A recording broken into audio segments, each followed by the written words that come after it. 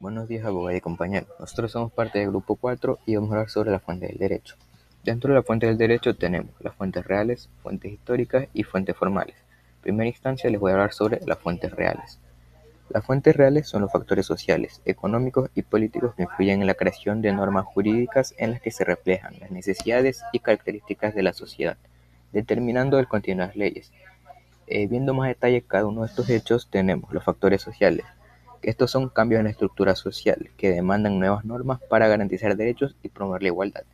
El ejemplo visto aquí es el derecho al voto femenino, donde se busca asegurar la igualdad de género y la participación política de las mujeres. Este responde a un cambio social hacia la equidad. Los factores económicos son situaciones que afectan la economía de un país y requieren regulación para proteger a los ciudadanos y fomentar la estabilidad. En este caso, el ejemplo visto es la crisis económica de 1994 de México, en la cual se llevó a cabo la creación de leyes para proteger el empleo y regular el sistema financiero, reflejando la necesidad de una respuesta legal ante la inestabilidad económica. En los factores políticos tenemos que son eventos que alteran el sistema político o la estructura del poder, lo que puede requerir nuevas leyes para reflejar estos cambios. El ejemplo visto es la Revolución Francesa de 1789, en la que resultó con la creación de normas que promovieron principios de libertad e igualdad, transformando el sistema político hacia una república.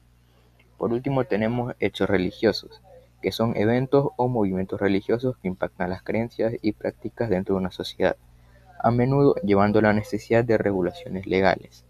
El ejemplo visto aquí tenemos es la Reforma Protestante de 1517, que motivó a cambios en las partes de las normas religiosas y civiles al desafiar la autoridad de la Iglesia Católica, promoviendo la libertad religiosa.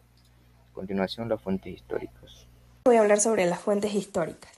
Son esenciales para la investigación y comprensión del pasado. Estas fuentes deben ser verídicas y confiables. Los precedentes son elementos claves en la investigación histórica, ya que proporcionan la información necesaria para entender y reconstruir el pasado. Se divide en fuentes primarias y fuentes secundarias. Los documentos históricos son un tipo específico de fuente primaria, que proporciona información directa sobre eventos, personas y sociedades del pasado. La variedad de documentos permite a los historiadores analizar y comprender contextos históricos de manera más detallada. Sus tradiciones y costumbres también se consideran parte integral de la fuente histórica.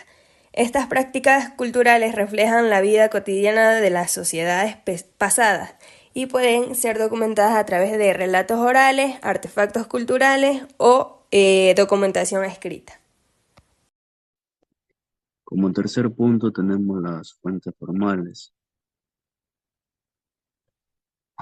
Dentro de los avances que han experimentado las fuentes formales, tenemos la aparición de las primeras leyes escritas, como el Código de Urnam en el año 2050 a.C. Por otra parte está la legislación, que es el conjunto de normas jurídicas dictadas por órganos competentes del Estado con carácter obligatorio. La costumbre, que es una práctica social reiterada, aceptada como obligatoria por una comunidad. La jurisprudencia, que se refiere a las decisiones de los tribunales, que sirven como guía para casos similares en el futuro. Y la doctrina, que vendría a ser el análisis, la interpretación y el estudio del derecho realizado por juristas, que influyen en la evolución de las normas y su aplicación.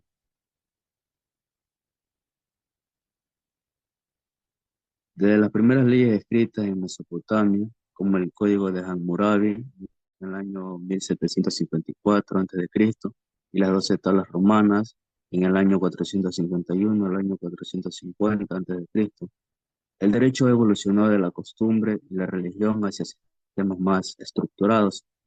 En la Edad Media tenemos del año 476 al año 1453 el derecho canónico y el redescubrimiento del Corpus Juris Civilis de Justiniano influyeron en el derecho europeo. En la Edad Moderna, en el año 1453 al año 1789, el Estado centralizó la legislación y pensadores como Hobbes y Locke promovieron el contrato social. Finalmente, la Revolución Francesa del año 1789 consolidó principios como la igualdad ante la ley, mientras que el Código Civil Napoleónico del año 1804 sirvió de modelo para muchos sistemas jurídicos, destacándose en la edad contemporánea el papel de las constituciones, la jurisprudencia y los tratados internacionales como fuentes principales. Gracias.